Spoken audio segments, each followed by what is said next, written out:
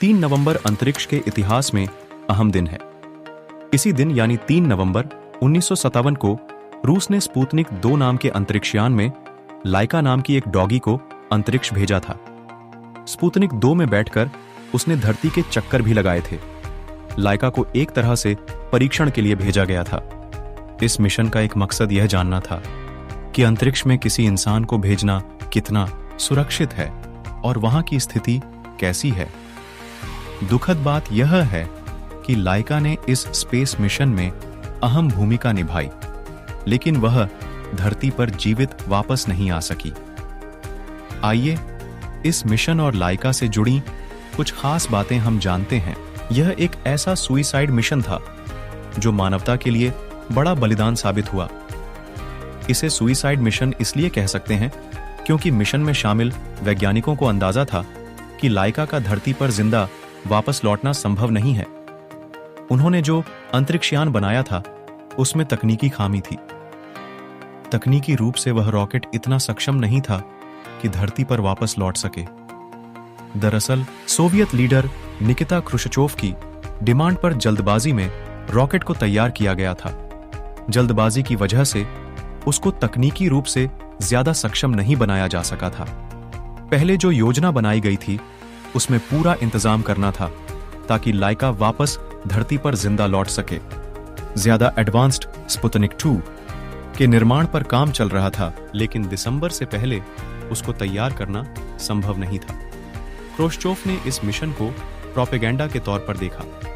वह चाहते थे कि बोल्शेविक क्रांति की 40वीं जयंती पर मिशन को लॉन्च करना ज्यादा फायदेमंद रहेगा।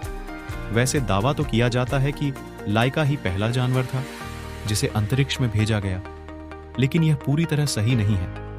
हाँ, यह जरूर सही बात है कि लाइका पहला जानवर थी जो धरती के कक्ष में पहुंची। पहले जिन जानवरों को भेजा गया था उनको धरती के कक्ष में नहीं भेजा गया था। 1947 में काफी ऊंचाई पर रेडिएशन के प्रभाव का अध्ययन करने के लिए V2 रॉकेट में फ्रूट फ्लाइज को भेजा गया था। अगले साल उसी विमान में रीसस प्रजाति के बंदर को भेजा गया था। सोवियत रूस ने अल्बिना नाम की एक डॉगी को भी भेजा था। वह कक्ष के आधे रास्ते तक जाकर लौट आई थी। वह लाइका की बैकअप थी। कुछ स्रोतों का कहना है कि स्पुतनिक 2 में पहले अल्बिना को ही भेजने की योजना थी, लेकिन लाइका को उसको शांत स्वभाव के कारण चुना गया था। स्पुतनिक 2 का साइज एक वॉशिंग मशीन से थोड़ा बड़ा था। लाइका को स्पुतनिक 2 के अंदर खुद को जीवित रखने के लिए प्रशिक्षण देने के मकसद से उसे छोटे छोटे पिंजरों में प्रशिक्षण दिया गया। लाइका को अंतरिक्ष मिशन पर जाने से पहले पूरा प्यार दिया गया।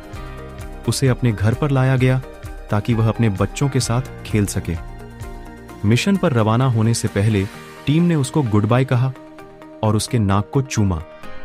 अंतरिक्ष में स्पुतनिक 2 की लॉन्चिंग के समय लाइका बहुत डरी हुई थी। उसके दिल की धड़कन और सांसें सामान्य से 3 से 4 गुना ज्यादा तेज चलने लगी। उसे समझ में नहीं आ रहा था कि क्या हो रहा है। करीब 3 घंटे बाद उसकी हालत सामान्य पर लौटी। लाइका की मौत का असल कारण लोगों से छिपाया गया था। लोगों के बीच इसको लेकर तरह तरह की अफवाहें फैल गई थीं। कुछ कहते थे कि लाइका ने उस जहर को खा लिया था जिसे उसको बेहोश करने के लिए तैयार किया गया था। कुछ लोग कहते थे कि दम घुटने से उसकी मौत हुई, तो कुछ का कहना था कि बैटरी फेल होना उसकी मौत का कारण बना। असल कारण 2002 में सामने आया जब सोवियत वैज्ञानिक दिमित्री मालाशेनकोव ने वर्ल्ड स्पेस कांग्रेस में सच्चाई से पर्दा हटाया। अंतरिक्षयान का तापमान बढ़ने के कारण उड़ान के चौथे सर्किट के दौरान 7 घंटे के अंदर लाइका की मौत हो गई थी। चूंकि अंतरिक्षयान को जल्दी में बनाया गया था, इसलिए उसमें तापमान नियंत्रण प्रणाली सही से लगाई नहीं जा सकी थी, जिस वजह से सिस्टम फेल हो गया। स्पुतनिक 2 गर्म से गर्म होता गया और 100 डिग्री फ़ारेनहाइट तापमान को पार कर गया।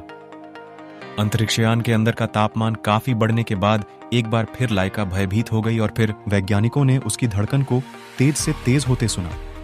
अंत में उन्होंने उसकी धड़कन को शांत होते सुना। स्पुतनिक 2 5 महीने तक अंतरिक्ष में रहा। 14 अप्रैल 1958 को जब वह धरती पर लौटने लगा तो विस्फोट के बाद लाइका के अवशेषों के साथ टुकड़ों में बंट गया। लाइका की अंतरिक्ष यात्रा के बाद अंतरिक्ष से जुड़े एक रहस्य से पर्दा उठ गया था। अब साफ हो गया था कि किसी जीवित प्राणी को बाहरी अंतरिक्ष में भेजा जा सकता है। वैज्ञानिकों की समझ में आ गया कि पूरी तैयारी के साथ अगर भेजा जाए तो फिर अंतरिक्ष में जिंदा रहना भी मुश्किल नहीं है। वीडियो अच्छी लगी तो चैनल को सब्सक्राइब जरूर करें और मिलते हैं नेक्स्ट वीडियो में।